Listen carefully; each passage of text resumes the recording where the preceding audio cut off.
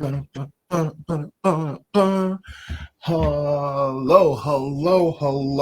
Wow. We are back at FanFest. Talk some wrestling. This is your favorite wrestling podcast. I am Crunk Chocolate, and I am here with my tag team partner, Grego. Yo. It's been a minute, man. And we coming off a very busy weekend, and we got some things to talk about and catch up on. And how you been, man? I've been good, just preparing for it's the end of the season, so that doesn't necessarily mean content for the soccer branch ends. If anything, it just means we pivot to other things, preparing all of that. I'm going to Chicago. They're going to be throwing a Juneteenth event for a Chicago doubleheader.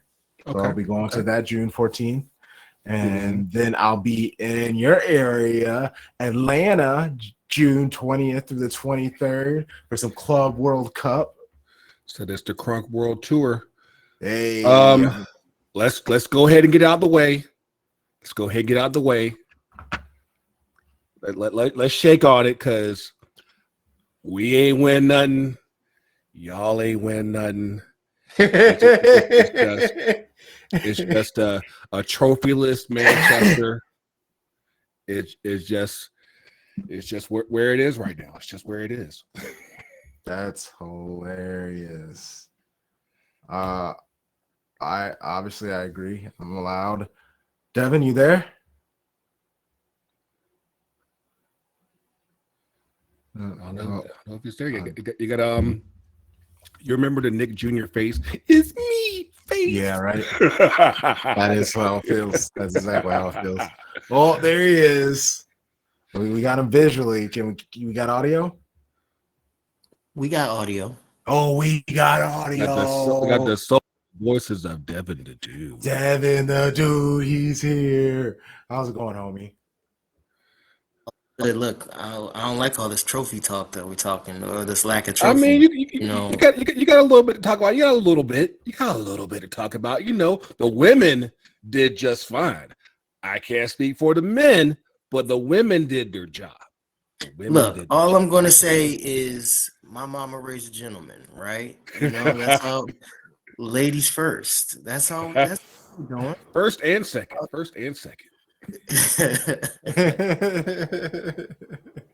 Oh man, yeah. Hey, but look, man, only team in England to do it twice. Yeah. So hey, we're gonna take the dubs where we can. Got to take the silver linings when they're found. I mean, it's a pretty good silver lining. I wanted to start here, and I'm happy that Devin, you're here to help join, because again, I'm going to be here to possibly shit on some stuff, say I don't like it, and I'm going to need my brilliant wrestling show bros, my trio partners, to help me understand why I should care about certain things. And we're going to start off here. Wyatt Sicks, they're back.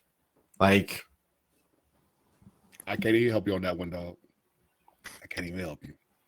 Now, I mean, it was cute for what they did on Friday, because Friday was Bray Wyatt's birthday, and so like that's why they had the cake there at the end of the show.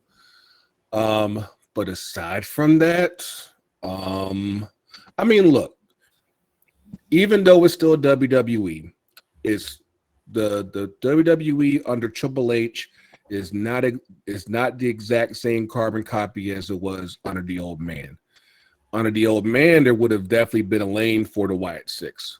Under how Triple H does it, not quite as much. I think that he's even kind of admitted it too. Yeah, and I think for what they present, and mind you, like, I mean, granted, Bray and Bo are legit brothers. Sometimes some people got the Drizz and some people don't. And I don't feel like Bo's ever really had it, even back when he was himself back in NXT on the main roster. Just even Bo Dallas. No, I did not believe back then either. I did not. And I feel like there's members of that group that could cook. I feel like Dexter Lumis, like if they actually let him do his own thing, I feel like that could be something. Of course, we've already seen the multiple variations of Nikki Cross that can go off. Rowan, hey, we tried. I think you and Braun might be a better thing together elsewhere. Yeah, dinosaurs. But yeah, it's just the curl isn't curling quite right here, and I'm just like, I think that window's closed. I think you got to let things be, and maybe at best you live things vicariously through Alexa Bliss, but I just don't see it. Man, I don't even put Alexa Bliss in that. I will say there are some people out there that ride so hard for, because it's kind of like the Dale Earnhardt effect, where like because you were such big fans of Papa Dale, you went up being a fan of Dale Jr. And I feel like in the case here, you're such a big fans of Bray, so you're gonna try to be fans of Bo and Uncle Howdy. And I'm just like, sometimes it just ain't the same thing. And I said, more power to you if that's your deal, but I think for just the space that they're in right now, it just doesn't fit. Completely agree. The people are in love with the potential of the Wyatt Sicks, right? And it just on paper, it just doesn't stick quite the same. And I'm rooting for their success. I want it to happen. Like the idea and everything that Bray Wyatt, he put together was a masterpiece, for a lack of a better term.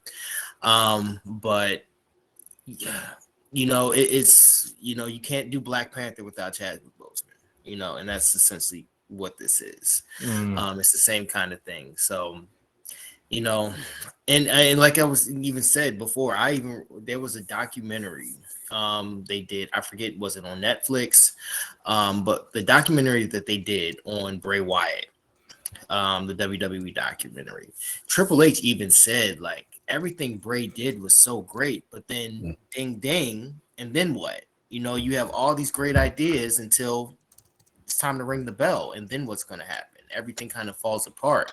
So if it was hard for him to kind of believe in it then, now that he's gone, you're just really riding the coattails at this point. So yeah, I want him, I want it to succeed. I'm a root for it in the best opportunity that I can, but I can only see it going so far, honestly. Okay. Well, I'm not too sad about it. And speaking of,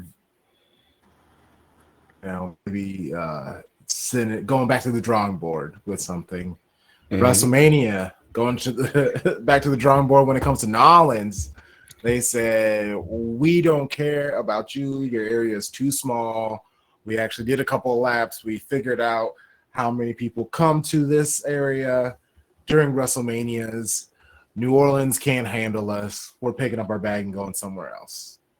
And Gray go. I mean, not surprising. Always trying to fight for the honor of wrestling. I'm sure you feel a way about them potentially trying to go back to Vegas for the money. I have a few viewpoints on this. First and foremost, I feel like since they've been bought by TKO and Endeavor and everything, I feel as though we've seen this slow burn from the touring model that WWE has known for years and years, to suddenly is trying to be more like UFC, which TKO already owned.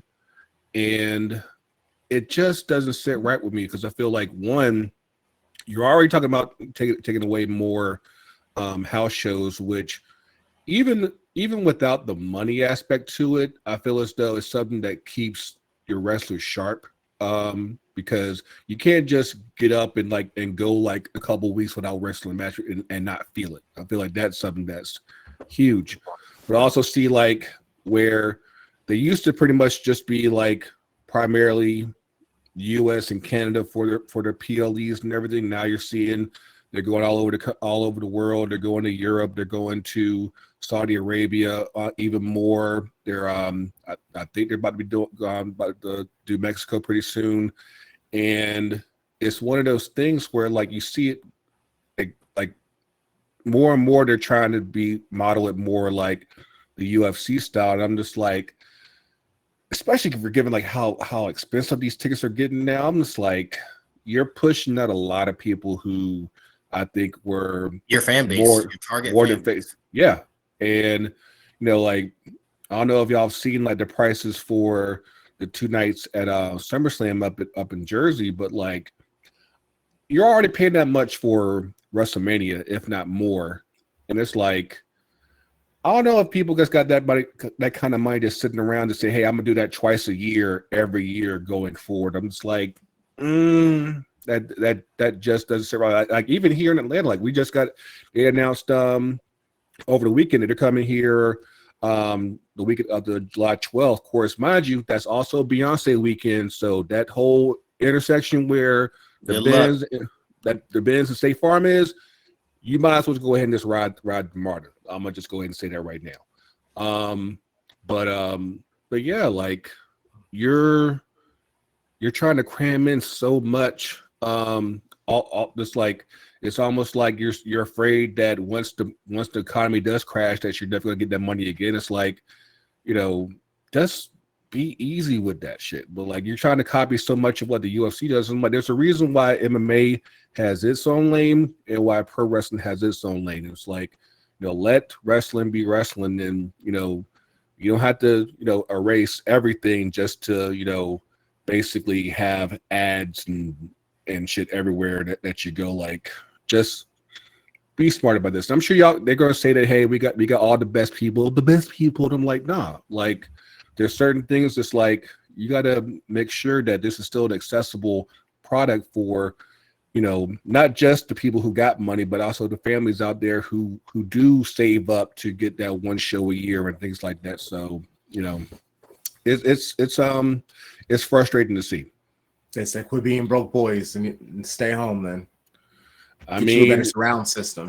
They gonna stay home and end up flipping the channel and be like, you know what, I don't fuck with that anymore. Because like just imagine the people who saw the Rock's announcement a couple months ago, say, hey, we're coming to New Orleans for WrestleMania 41. They said, nah, we're gonna renege on that. It's like, how many people are gonna be like, you know what, fuck them? Like because it can leave a very bad taste in people's mouths. Mind you, at least they haven't gone as far as to start selling tickets and everything. But still, it's just the fact that like, hey, you really had this whole drawn up presentation on SmackDown and said, hey, the Rock's coming to New Orleans next year for Mania and all that jazz. And of course, that's another thing that the Rock's fucked up on. But hey, I just think that there's 3 strikes and you're out, buddy. Oh, but yeah, I just think that there's a way to be smart about it, so that way everybody can still be a part of the experience and not just have to. Because like they just had SmackDown in Savannah last week. Like I'm pretty sure under this new model, they'd be like, nah, Savannah's not big enough for us anymore. Like maybe we'll see you in Jacksonville. More than likely it'd be Orlando or Tampa, or you have to come up to Atlanta. Like there's things like that just it just really bugs me. Insane.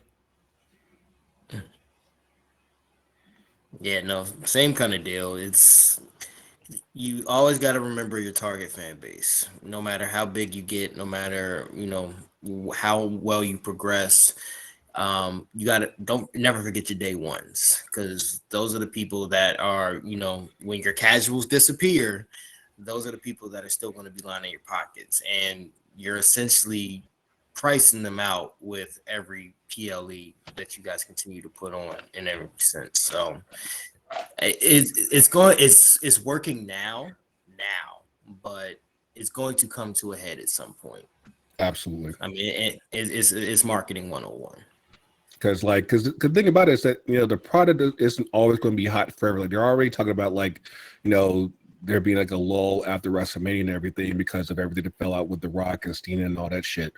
And it's like, you know, you're already kind of on somewhat tricky waters right now. Like, you don't want to mess it up even more by, one, you know, the product not regaining the steam that it had, and two, you keep pricing out people that who are steadily faithful to watching as much of the product as they can, and suddenly they're like, nah, I don't even want to do that. I don't even want to watch it, let alone go to a show. So that's fair.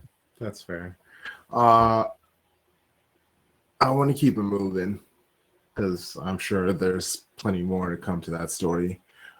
Say his name and he appears to lose his title to Trick. Call him TNA Trick, baby. Yeah. Oh, and it's what I'm not shocked that real wrestling fans like Grego who are upset about WWE money grabbing in Vegas would also be the same people who are pissed at Trick taking away Joe Henry's title. Joe Hendry, who's worked so hard to really get to where he has gotten, and to now have to not necessarily start over, because now they're just moving the storyline over to TNA full time, basically. No, they just had some on NXT just a second ago. Well, yeah, I know, but he's gonna really be seen on TNA now because he has the belt. Like, they're gonna do both. It's and so the way that I see it, I'll just call myself a casual. It's fine. I'm not going to watch TNA, but I am more interested in what's going on in TNA because of that. And that they don't need everybody to start paying attention to TNA, but they do need some of the people.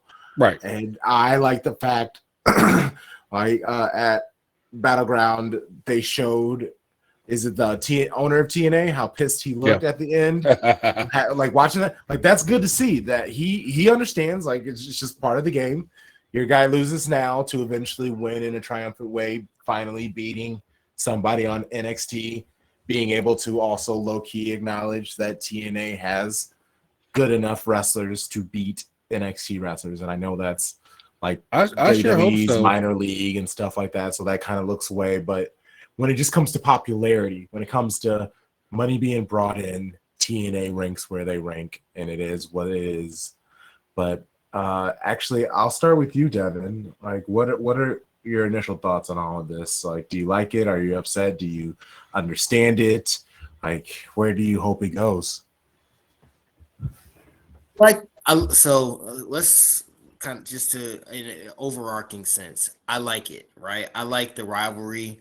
I like the forbidden door being opened, right? This is something that has that we just literally have been kind of begging for our entire lives, and one man just absolutely refused to even acknowledge that there was wrestling outside of WWE, right? Mm-hmm. So I like it, and it's what kind of fans have been asking for a long time. So to see this, interaction, this mingling between companies, I'm all for it. I guess, and I like the rivalry too between Hendry and Trick. They play off each other very, very well. Mm-hmm. And it gives Hendry credibility in a sense, like, and we talked about this on a previous episode. Initially, Joe Hendry was kind of a joke character, right? Yeah. Like, he was just kind of like a character more than he was like a wrestler. And this is also like really legitimized Joe Hendry. Like, people believe in Joe Hendry now. And so I'm all for that, and I'm all for that support. It's weird. The one thing that just, like, I don't even say it's a bad taste in my mouth, but it just ultimately shocked me, is just to see another company drop their belt on another show, right? Yeah. Unless you really like if they came out and said like with AAA, like we're going to have this partnership, and they kind of did, like, they announced the partnership. But if they were just like WWE is going to like own TNA now, then I could see it. But to just have your champion just drop his belt on another show, it was just like, wow, y'all really went there. Like the audacity of y'all, in a sense, like that was real crazy to me. And it kind of makes sense to kind of wrap it all up. Why Trick hasn't been on the main roster yet? Because he's about to do double duty between TNA and NXT, and he's perfectly capable of doing that. And I think he's definitely the right man to do that. And again, like, this is not the end of Joe Hendry as well. Like, I haven't seen NXT. I'm not watching it right now just yet. But Battleground was absolutely amazing. Yes, it was. Yeah, but I'm curious to see where Joe Hendry goes with this. I know he's going to get his redemption story out of all this. They, in a sense, you can see WWE kind of handpick Joe Hendry to be the guy to kind of have this redemption arc, to be in the Royal Rumble, to face Randy Orton at WrestleMania, to up to this point. Like, they are really like investing in Joe Hendry. So I like to see it. I'm really curious to see where Joe Hendry goes from here with all this. Is he going to be like on NXT permanently? Is he going to, eventually have the NXT title, which I can absolutely see that happening, right? And then what Trick does from here as well. So it's interesting to it all. I'm a big fan. I'm happy to see these companies finally like linking up, like, we can go further together, in a sense, because that's really what the fans really want in all this. Yep. So I think this is really just an opportunity to give the fans what they want. I like it, and I'm here. I'm curious to see where it goes from here. Here, let's go here then. We know the short-term payoff is Joe Hendry gets the title back. You even hinted at it in the future. Does this mean Joe Hendry is low-key NXT person come the future? Especially because WWE has put him in big spots that would lead you to believe that he's going to be a WWE wrestler eventually. Mm-hmm. I guess, what is Grego, what do you think is the short-term payoff for TNA, and then what would be a long-term payoff for NXT or for TNA in this? Because like what are they getting out of this other than the fact that some minor league WWE wrestlers are going to be on their show? That's a big question, because I know I said after the spot at Mania with Orton, I was like, this can work out for TNA pretty well depending on how they spin it. I'll honestly say that after Sunday, I was like, I don't know about that one. Like, I need to see I think I've calmed down a little bit since Sunday, but at the same time, I'm like, okay, because of course I'm watching NXT right now. They're already kind of teasing Mike Santana versus Trick pretty soon. They have a big show in New York in 2 months, so I'm pretty sure. If not Trick, obviously Joe Hendry will be up in that as well.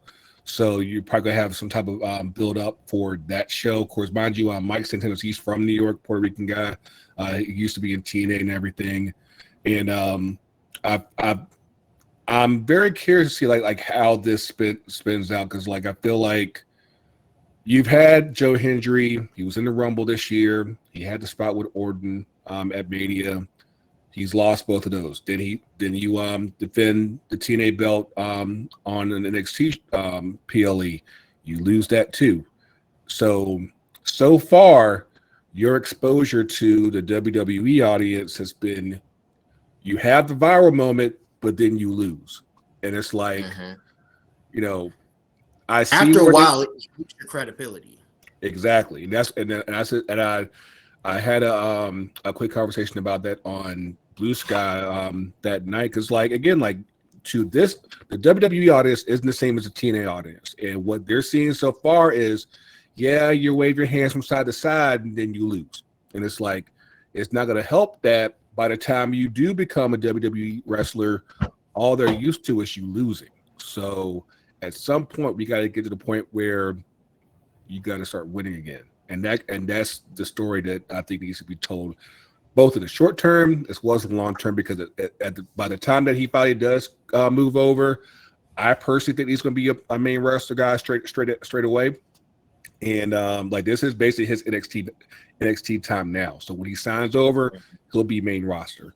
But I do think that like you really need to establish that like this guy's actually credible and actually win against WWE talent. So that's pretty much your mission going forward. So I do see where TNA is benefiting, because like they're doing better with weekly shows. They're able to do a little bit of touring now and fill up smaller arenas and everything. So you are seeing that benefit.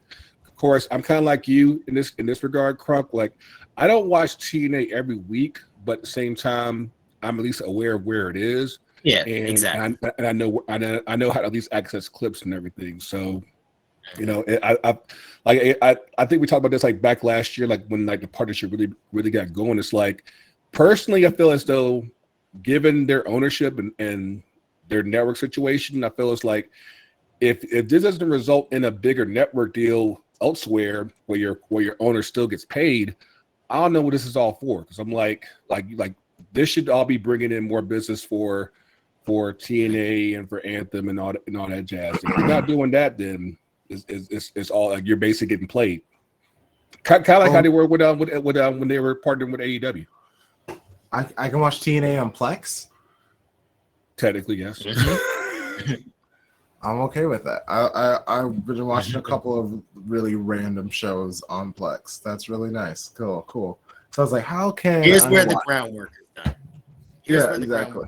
And that's just it. Because access isn't available on every cable carrier. So unless you got the Fire Stick method, you gotta get in where you fit in. So it's definitely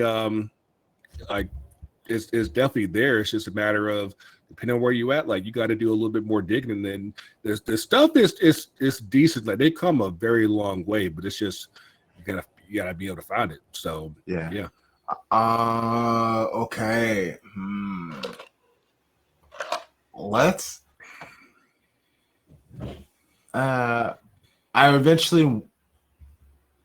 There's women in wrestling right now are obviously killing it on all brands. Battleground was insane. The women's fights. Even this was a very good weekend for women's wrestling. Even WWE with like their mid-card titles. I'm locked into all of them. Like they even found a way to get Candice LeRae somewhat interesting again. Like shout out to them. Like they really are cooking, and it's really great to see like our mid-card men titles, tag teams all cooking. Like wrestling just in general is in a really good spot with storytelling. They seem to be kind of like feeding off of each other. They're inspiring each other, WWE and AEW, and then WWE doing their thing with AAA and TNA, and which is helping all of these other groups. And technically the cuts are feeding indies a little bit. So like, everyone, if they do, it's levels of eating, but everyone's able to kind of eat and do their thing right now. I mean, there's a lot of what you are realizing, not to be so crass. There's a lot of pie out here to eat, and like even if you go over to AEW, like in the shows at Double or Nothing, like Mercedes and Jamie Hayter, I was like, they put on bangers, and even the fucking Anarchy in Arena. Willow, I'm so I'm so happy for you that you signed a new contract at the same time. I'm like, dog, like if there's one person from AEW I would have loved to have signed, is fucking Willow. And yeah, like all over the weekend, it's like it was really, really good. And it's like I was having a conversation earlier in one of my group chats, like right now we're still in a very strong peak era of women's wrestling. Like, you know, you talk about everything when on the main roster, WWE, NXT. I would say that where things are going right now with AEW, they're probably the best they've ever been with the women's division. You know, TNA, they're still doing their thing with the Knockouts division. Of course, you are with the AAA merger. They have their own set of women that are coming over. You saw a couple of them at the at Battleground, like dog, like the older one, I forgot her name. Delise, like she about to, like, yo, she's giving that look to her kids before, like, you about to get this chancla real quick. Yeah, big facts. Big facts. But yeah, like, you know, it's a really cool time. Like, I'm definitely looking forward to the Worlds Collide show and seeing like how that forms up. Because again, like for a lot of people here in the U.S., like obviously we probably have heard of AAA and CMLL, but as far as actually seeing it on TV, that we haven't really seen. And of course, like I want to say, like, this is like the first time that WWE has put the NXT PLE on YouTube for Worlds Collide, because in conjunction with the with AAA, they want to make sure, hey, we get these faces out here and everything. So maximum exposure, yeah. So, you know, I'm like, it's a pretty quick turnaround. It's only going to be like 2 weeks, but at the same time, you can get so much done in 2 weeks. And, you know, just again, this is just a start of what will, you know, be years and years of exposure. So, you know, we'll see where things go. But yeah, the women, they're doing their thug dizzle right now. Yeah, no, again, to even go back to Battleground, I fully expected Jordan Grace to beat Stephanie Vaquer first and foremost. I was just like, I thought this was the time. Yeah. And you know, for her to win, great match that went both ways, by the way. But for her to still win, I'm curious to see what the plan is. I mean, I know they're about to have her on Worlds Collide too, but I feel like Jordan Grace can be a champion. She should be a champion. And I think it's getting to a kind of point for her as well. It's just like, where's her big win coming? Where's that coming for her as well? Or is they she got just Julia kind out of her way. They got Roxanne out of her way. They just need to get Stephanie out of the way. And however they do that, whenever they do that, that's when Jordan's going to get her turn. But until they get Stephanie out the way, which I feel like she's not far away from getting the promotion, but they just brought up Julia and Roxanne, so they got to let them cook for a little bit. But once they get done cooking, they'll bring up Stephanie Vaquer, because she's ready. She's 100% ready. She's ready. Even when they brought her, exactly. And even when they brought her up to the top shows, the aura is shining. Like, she just the way that she plays, and obviously Booker T's like, it's just the small things that has also helped, because I think that could translate to when it gets to WWE. It could legitimately be Braun Breaker's barking. It could, like, where the crowd is doing it with Stephanie when she does that move. So like I'm very excited for where women's wrestling is going to go. I keep hearing them talk about an all women's PLE. Like, yes, that's coming here. So like, again, that weekend that they're doing NXT Great American Bash, Saturday's main event. I think those two are on the same day. That's that Saturday. Then on Sunday, they're doing Evolution, the women's PLE. So again, and I love that because I mean, that's something, if they wanted to, they could do like twice a year. Like, oh yeah, they could easily. Like the first one they did, it was immaculate. The first one they did a few years ago was immaculate. It was, I mean, I was tuned in for it. It was pretty much women's WrestleMania, and they absolutely crushed it. This was a while ago. I mean, this was, you know, even still Sasha and, you know, was still there. And I think, I forget what like Ronda Rousey, I think, was part of it too, if I remember correctly. That's how, you know, that's how far ago it was. But like, it was absolutely amazing when they did it. And I thought it was going to be something that was going to be perennial. But we'll see where they go with it from here. If it's something they're going to continue to do going forward, but I'll just say like the very first one was 10 out of 10, no notes. That's fair. I want and again, if you're coming here for that weekend, take the MARTA because Beyonce's got like 4 of 5 nights here in Atlanta. So like, and she's gonna be next door in the bin. So that's gonna be like at least a smooth 60,000. So yeah, you talk about like probably a good 50,000 over in State Farm. Like, just take the MARTA. Just do that. Okay, a little cool down topic before we get out of here. When it comes to the final 3 topics, it's just straight heat. It looks like the Redeemer, Rusev versus Sheamus. That is where we're going. And again, Sheamus, big meaty mix, slap me. Exactly. And I like that they've had Sheamus show up, kick someone's ass, and then he disappears for like 4 weeks, gets in better shape, comes back, kicks someone's ass, disappears for a little bit, comes back in even better shape, and now he looks like old school Sheamus. And Rusev looks like a complete beast. This is gonna be an absolute banger. This is old school wrestling for the modern day almost. Yeah, and hold on. And excuse me, I don't know that. What is the accolade? What is that? That's Rusev's finisher. Oh, the accolade. Okay. Yeah. This is camel clutch, basically. Yeah. Oh, I thought that they used to be like a tag team or something. Oh no, that's the name of Rusev's. No, it's a Star Wars show. Oh man. Okay, but I mean, as you two being our resident old wrestling heads, like why is this match important? Because this really is kind of like keeping wrestling classic. I mean, definitely we're still in the mode of where we're reestablishing Rusev back in WWE. Obviously Sheamus, he's a longtime vet, so he could probably take the L and not get hurt too much in losing.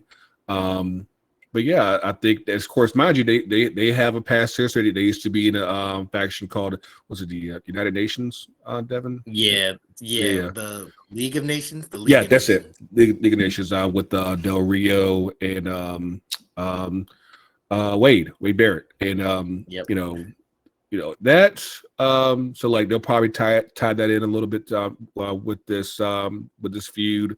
But yeah, I think that just given where both of these guys are now, I feel like definitely allows for not just to kind of do a rewind, but also kind of like catch us up to where we are now, to where why you could be like, why didn't they keep in touch while Rusev was gone and all that jazz. But yeah, I think that this can work again. Like I think that for what WWE needs right now, I think they definitely need a guy like Sheamus, looking really good. So hopefully he does get a push sometime in the next year. But yeah, I think like right now it's just like, hey, just have him just mow through guys and really make him, become that monster that we need.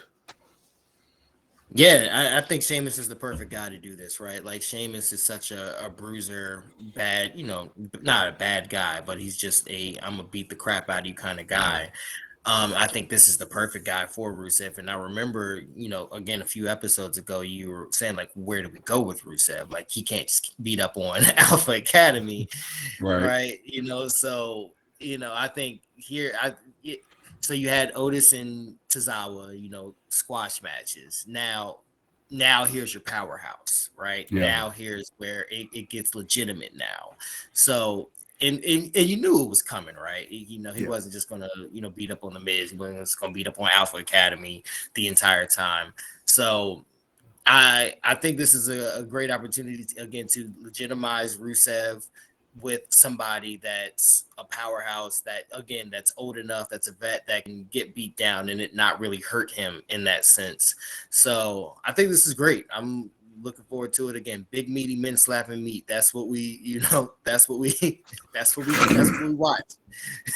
we came here for. So that's what's on the menu. That's what's on the menu. That's what's for dinner. And speaking of what's for dinner, Drizzy Dom, the Drizzmeister, the Rizmeister. He's And eating the all of nugs. Roxanne Perez's nuggets and getting himself in trouble. No, the worst part about all this is fucking Finn being the messiest guy. Instigator. He is such an instigator. Because you can just tell us like, yeah, come on over here, take a look at that. What's happening over here? Look, because Liv's just came back from filming her movie. I guess they were filming out in Japan and everything. And, you know, obviously while she's been gone, we've had the entry of Miss Roxanne Perez, you know, tiptoe her way into the good graces of Judgment Day. And, you know, the easiest way to Dom's hardest, you know, is to bring the attendees up in the spot. And Honest. I mean, I'm saying. And But what if you're hungry though? Like, I'm just not supposed to eat this food that's been offered to me. Listen, you got to understand though. With Dom, if it ain't tendies, it ain't happening. It just ain't happening. So, you know, she did her homework. Roxanne did her homework and said, "Hey, I know what the man needs. And I need to go ahead and hook him up with the tendies." And you know, it's going to get to a point where, you know, the women that are on Raw, they're no longer going to be fighting for the World Heavyweight Championship. They'll be fighting for the Dom. Matter of fact, if you have the belt, you might as well go ahead and just rename it to the Dom. Say, I have the Dom, so I make the rules. So, you know, because where the belt goes, you find Dom. Where Dom goes, you find the belt. So, you know, I think that with, you know, this new insertion into, well, she's not even an official member yet, but at the same time, you know, it's only a matter of time. Because, you know, especially if Finn has his way, he'd be like, yeah, just go ahead and use her real quick. Go ahead and use. Of course, it didn't quite work out for Liv against Kyrie on Monday, but you know, we tried to help. She did try to help. We can do better. We can be better. Make Judgment Day great again. Yeah. No, very interesting stuff. No, I like where this is going. Again, Roxanne Perez, another great wrestler in all this. Very interested to see like what happens, how with Liv and Raquel and all this. Do they drop their like? I'm curious to see just how this is going to work out. But yeah, Dom is a legend in 2 games, right? Like, I mean, call that man Pee Wee Kirkland because this man is winning in the ring and he's winning outside the ring as well. Man. He's a walking bucket. He's automatic. Call that man Tyrese Halliburton, bro. But yeah, no, it's a crazy story. We got to keep the Judgment Day relevant again. And yeah, I mean, obviously, this is going to come down to Liv and Roxanne at some point. I guess, you know, 1v1 for the custody of Dom, as I saw on a meme. So yeah, I'm letting it play out, and I want to see how they settle their differences. I say Dom's about to become Derek Jeter. That's all I gotta say. You're about to become Jeter. 1,000%. Oh man, Jey Uso. After cooking as long as he's doing, he seemed to really be figuring some stuff out, and he absolutely seppuku himself during Raw. Seppuku. Yeah, like that was one of his worst promos I've seen in a while. And I get becoming overwhelmed, or maybe he was just trying to figure out something witty. What I will say is Gunther absolutely smashing in his promo, and I could get why that would have shook up Jey Uso, but it shook him up. It was bad. There was just a moment where he just stopped talking and he was just pacing back and forth really fast for like 5 seconds, and I was just like, "Oh no, Jay!" You know, it's tough sometimes because it's live TV, and you don't have a chance to, you know, do another take. It's like, hey, what you get is what you get on the TV.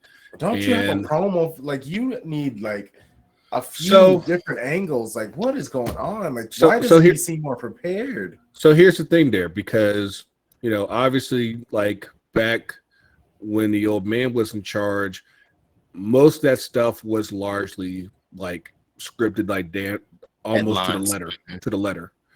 Now with Triple H, and this is something they started back when he was running NXT, is that he wanted to get back to a place where, at best, is like you got the bullet points as far as what you're supposed to talk about, but for the most part, it's you. It was authentic. Yeah, because obviously if it doesn't feel real to you, it's not gonna feel real to anybody else. And I feel as though, especially like for what all that Jey does, when he having to go through the crowd, to get to the ring and everything, all the yeeting and everything, and then running it back, eating some more.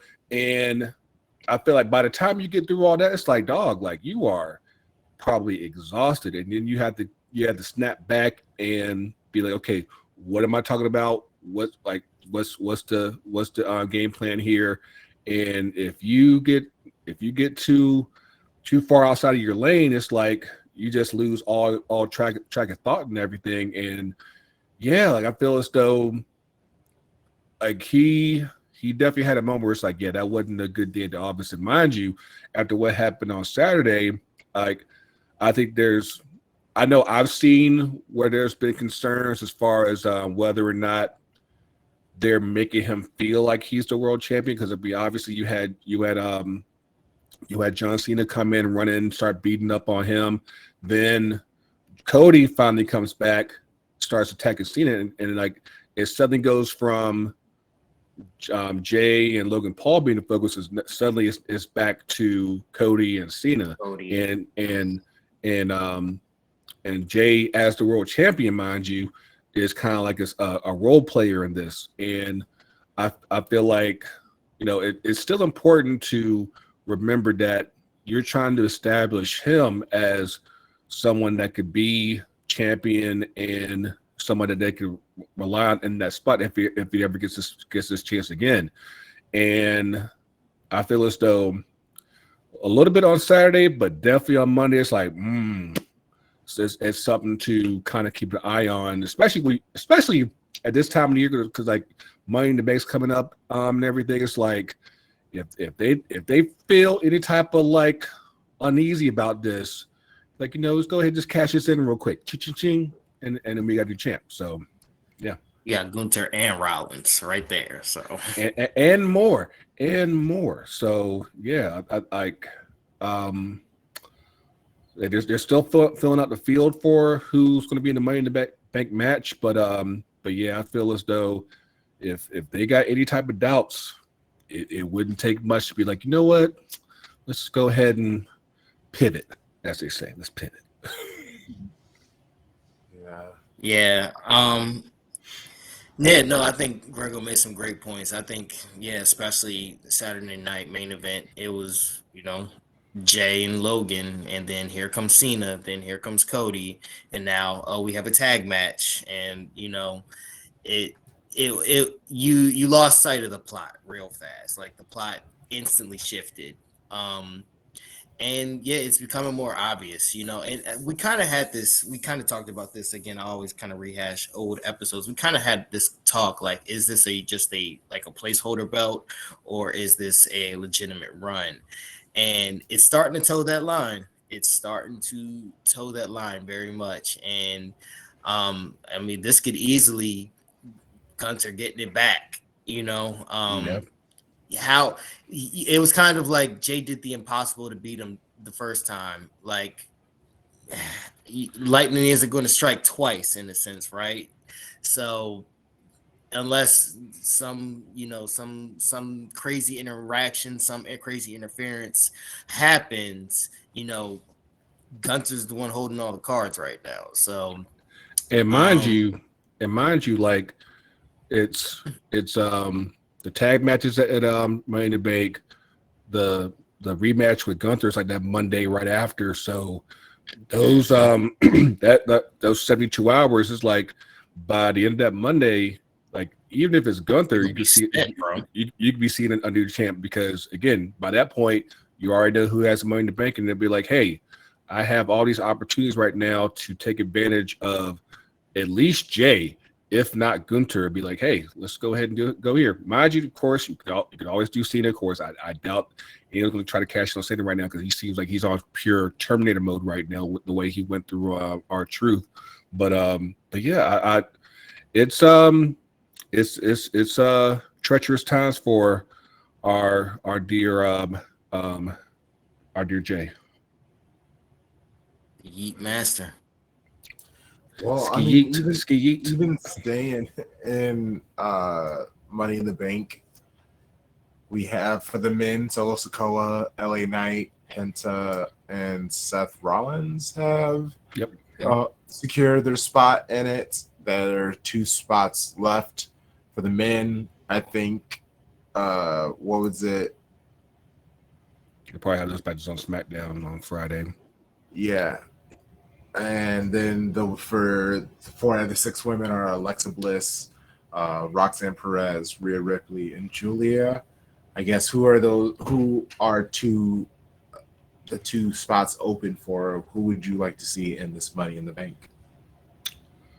Let me see here. Because I need to see who else they're planning on matching. Because I know, especially with the women, the interesting thing there is that they had Charlotte lose her qualifying match, and it seems like they're really trying to cook something with her and Alexa. I don't know if it's just like the rebuilding story of Charlotte or something else, but it's definitely something where I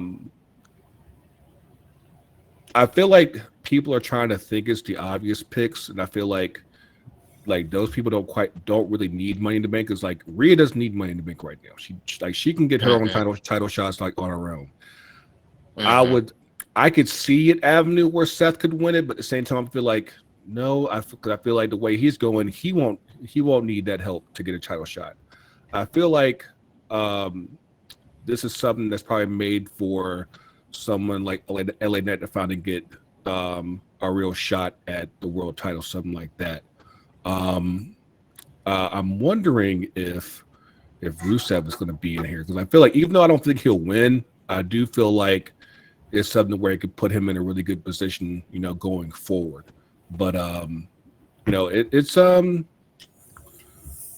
what I'm seeing here when I'm looking at Nia Jax, Naomi, and Jade are going to battle for a spot, and then I'm seeing. Yeah, of course. And so Jade's gonna come out on that one. And then you see Jacob Fatu. I think Naomi might win that one. I think Naomi might. I could see Jade, but I could really see Naomi. I could really see that. I like that. And then what was the men's? Jacob Fatu versus Andrade versus Carmelo Hayes. Of course, Andrade and Carmelo. I see either Jacob or Melo. No, it's definitely Jacob, because Solo's already in it. Yeah, and just the way they've been cooking that one up, they're gonna have something at Money to Bank. Neither one will win, but they're gonna have something in that match to further their stuff. So. Yeah, and they were all walking together when Solo found out that he was in the match, and you could even see Solo's face where he was just like, I don't like this, but I'm gonna act like it's good. I made a huge mistake. And of course, we've while we were gone, we missed on the debut of Jeff Cobb now going as JC Mateo, which I don't know what Nickelodeon name machine they went through for that one, but he's been doing his thing so far. Obviously, he and Jacob, especially Jacob, is like, no, I don't fuck with him like that. So, that's adding to the it's added to the tension, the existing tension with him and Solo. But it's something where, again, I feel as though even if they don't win, it's something that will progress that story to at least the point whenever Jacob decides, I don't love you no more, leaves Solo's group. But it's yeah, I feel it like in my head. I feel like it's lining up for, I think, LA Knight, and assuming she does qualify, like I said, I see Naomi. JC Mateo feels like if Big Bronson Reed was like a dog chew toy, like a squeaker. Like Bronson Reed's little brother. It's his little brother.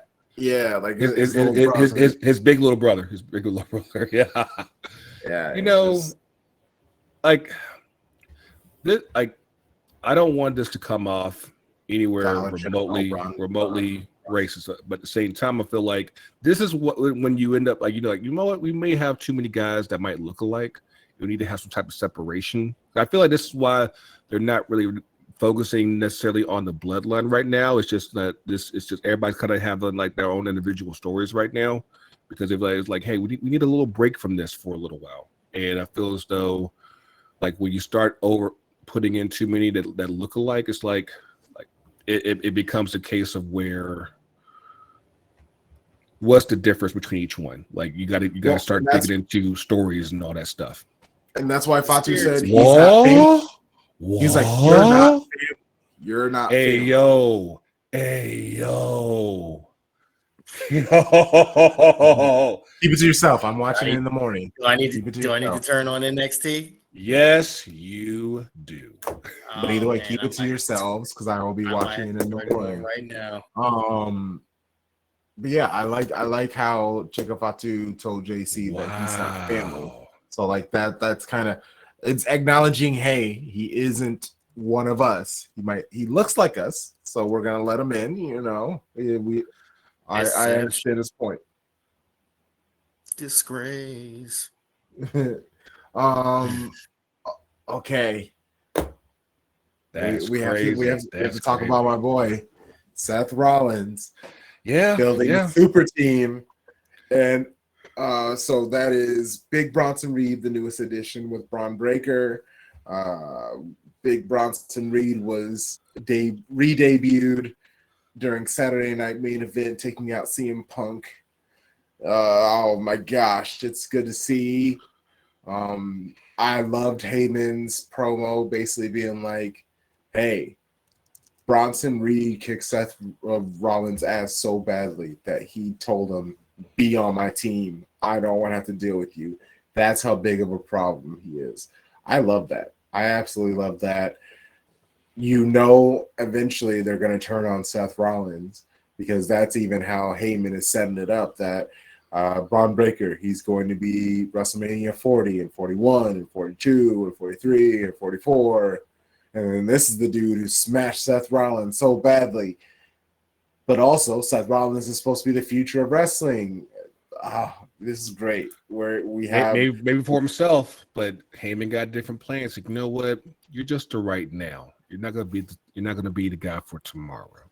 Yeah, and it's exactly who he's turned for. Like he's with Seth now, but now that we've seen him turn on CM Punk and the tribal chief, the original tribal chief, we know he can turn on anybody. Set that precedent.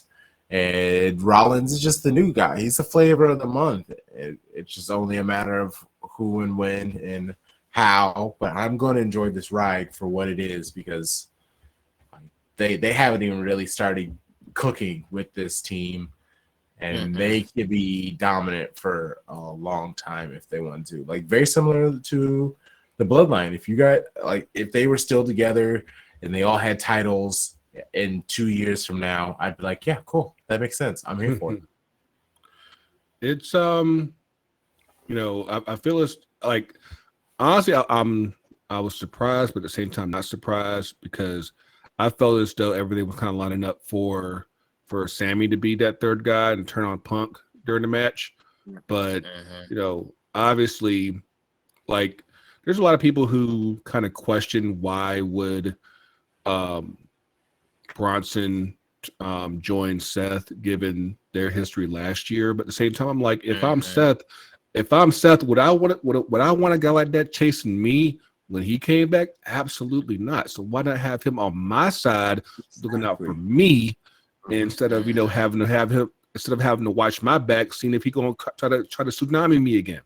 That's not what's good for the streets. So it's I think it's a really good move. Of course, Monday they came out looking cleaner than the Board of Health. All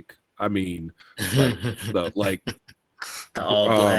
Bronson cleans up nice. Bronson clean. I was like, I like the Cuban link channels. Like this is good right here. This is good. So it's obviously like it's crazy because since Punk's come back to WWE, obviously I think the overriding story arc has been him and Seth, and it's one of those stories where I feel like it'll probably never be over. To quote Dusty, it'll never be over. And whether you take the foot off the gas for a little bit, decide to press it for a little bit, it's always going to be there. So I feel like you can use Punk already did come back at least a little bit last night, but I feel as though once they finally get they're gonna figure a way to get the belt on Seth, and then and then probably use Punk's words against him and be like, hey, as long as you're breathing, you won't be champ. Like, okay, well, we can take care of that. We can knock you out, and that's how Seth becomes champ. So I like where this is going. It could probably heat up a little bit more, but at the same time, I like where this is building. Yeah, no, fully agree. This could definitely be a Bloodline 2.0 faction, and I think that's what they're essentially trying to build this towards as well. You have your indestructible muscle now, right? Like you thought it was cool just with Bronson. I mean, just with Braun Breaker, right? You thought it was cool then. That's where you thought he was the muscle guy. He was the one that was coming for all the smoke. Now you got lefty and righty, so yeah, it's making obviously I don't want to say it's making Seth untouchable because obviously CM Punk got his lick back last night, but like in a sense you're building an unstoppable faction through them both. And it's highlighting Seth and Punk's rivalry even more. Like Grego said, I think now Punk can't do this by himself, so now he has to kind of get some help. It's kind of giving me like a corporate ministry versus the union kind of feel again. Oh wow, that's a deep cut right there. That's a deep cut. And I love watching Seth's promo at the beginning of Raw. And the crowd has always sung his song, but just having those two mammoth men behind him, Paul Heyman doing the intro, just going from the crowd doing Seth Rollins chants to then them barking to then my name is Paul Heyman. It felt big time. It just felt big time. It looked big time. I'm so happy for Seth Rollins. Like everybody's been wondering and questioning how he is going to hit that like superstardom level, that Roman Reigns level, that tip top, that Cody Rhodes level, and he's getting there. He's close. I'm interested to see what they do with the storyline. Yeah, no, he still has some way to go, but it's definitely not as much as it was. I felt even 4 months ago, even 3 months ago. He's made a lot of progress in a very short amount of time. I feel like they're the interesting thing about that promo was that they really did call out the hypocrisy with the fans, because he was just as easily able to get them cheering and singing along with the song, and then like 2 minutes later have them booing him out of the building, and then by the end of the promo they're back to singing. It's like, dog, like y'all don't know what y'all want to do. Y'all just want to be part. You just want to be a part of the show. Like, hey, we're here. We're just like we're here. Acknowledge us and all that stuff. So, I think that Seth knows that at a moment's notice, he's got the crowd right in the palm of his hands, and that's a crazy power to have when you think about it. And and especially as how this story goes, I feel like there probably will come a certain point where they're like, okay, we can't keep cheering this. Like we gotta draw a line here and not fuck with them. But yeah. Well, listen, we'll see how far the string is taking us. We'll see how strong the string is along. Let's say that. What does he have to do to hit the level of where people aren't cheering aren't doing the chanting anymore? Like how? Like what evil deed? Get rid of the song. Can he do that though? Well, I feel like he kind of proved last night that he kind of has to keep it because he knows he kind of uses that to kind of like keep the fans on a string, basically. Ideally, he would get rid of it. It's like, hey, you get nothing. You get nothing. You lose. I'm so terrified. Because it has to be completely different. He can't keep any if there's you can't even keep the burn it down. It's like, no, you get truly. Yeah. Also, shout out to Seth Rollins. There's this live action anime that Netflix did, and it's called Bet. It's the American version, and Seth Rollins makes a cameo. Yep. And Seth Rollins makes a cameo in it, and it's actually fantastic. I popped hard as fuck. I just want to see what the scene that got deleted out of Captain America, because I think that was the weekend that I actually saw him in Piedmont Park with Becky and Rue. And mind you, when you see these people in person, like you don't think they're that big in person, but they really are. Because like I was definitely shocked by Becky, definitely shocked. She's like a wiry jacked. Oh man. Okay. Well, anything that we missed that you feel like we need to address or talk about? I know there's plenty of things we can, but actually yes, because again, so much happened this weekend. Double or Nothing AEW. The kids heard around the world. No. Anarchy in the Arena. Now, this is like probably like one of the biggest train wrecks ever in wrestling, but I will say, for the first time, I was like, this is halfway good, and it's not even due to the soundtrack that they're playing during the match, especially when they hit bodies hit the floor and everything. And like I said, it actually made some low key sense. Second part. Hangman Page winning the Owen Hart. They were just like DJing during a wrestling match? Yes. Like they're playing Pointer Sisters. What else they're playing? Like I said, Drowning Pool, Bias at the Floor. They had a few songs because it a couple years ago when they were doing it, they kept playing Bryan Danielson's song like over and over. And mind you, that's an expensive ass song. So it was like they did it by mistake, but they turned that into, okay, now we got to play music during the song. So yeah, they turned into a whole thing. But yeah, somehow, some way that match worked this year. Also, Hangman Page winning the Owen Hart Cup. I honestly want to say I think he might be finally figuring things out, because they've always wanted to make him kind of like the face of AEW pretty much from the jump. And they made him champ once.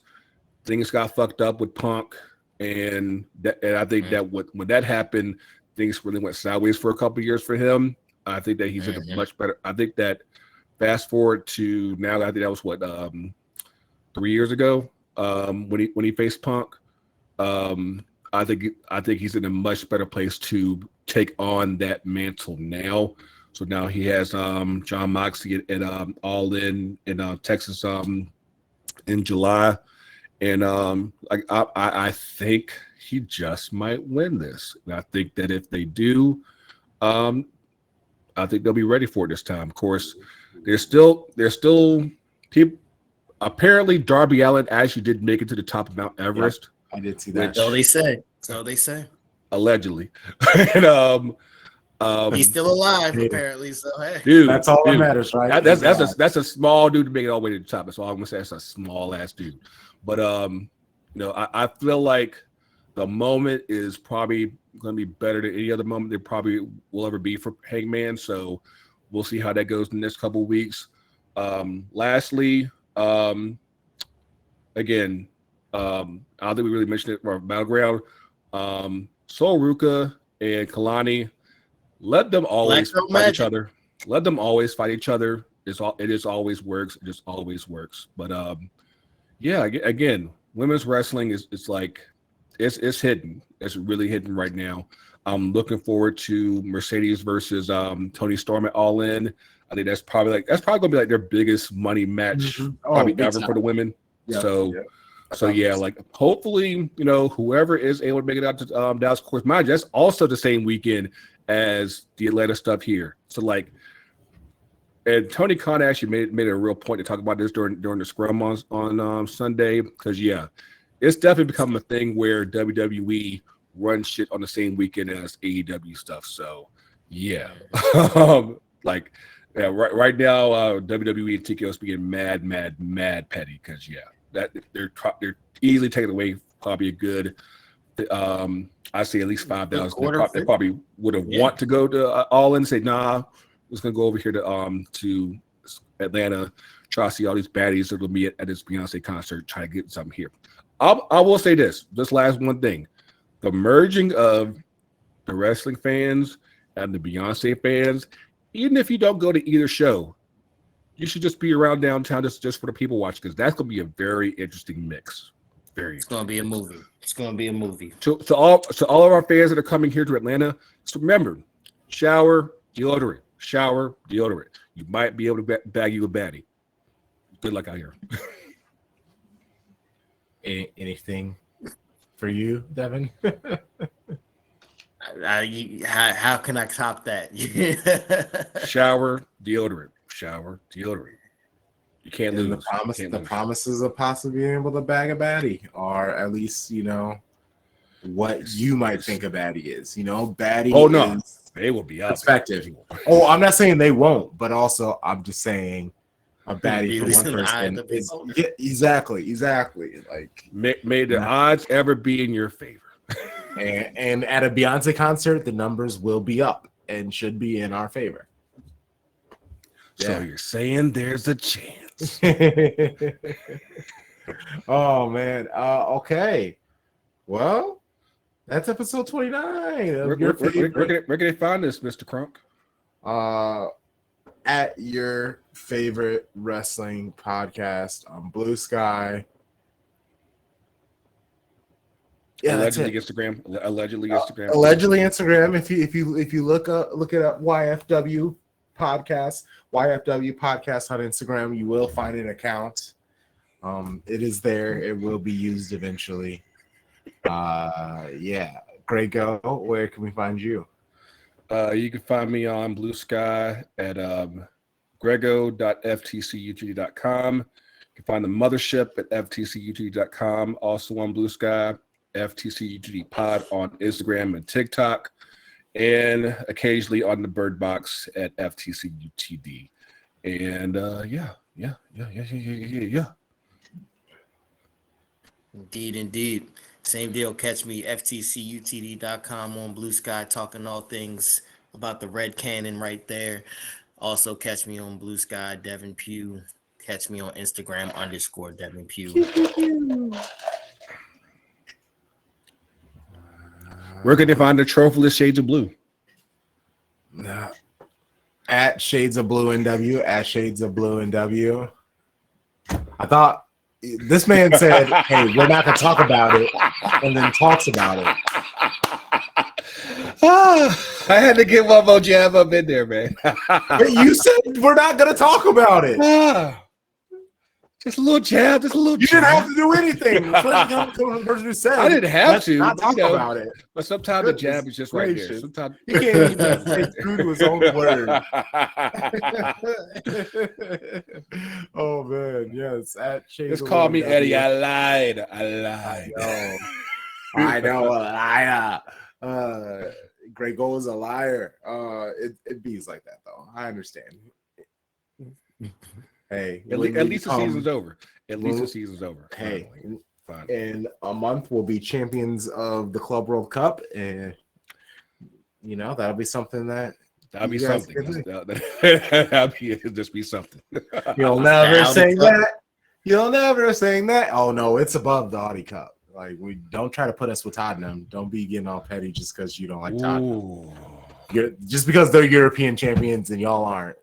Well, the men's aren't. The men aren't. I was about to say let's qualify that. I mean, North London right now is full of European champions. It's just not Arsenal men. And all I'm going to say is we can't win a trophy we were never low enough to qualify for. That's all I'm going to say. Yes, let's get out of here. Oh, Grego, say the thing. You got Devin, you got Crunk, you got Grego. This is your favorite wrestling podcast. If you can't be good, shower in deodorant. See y'all soon. And also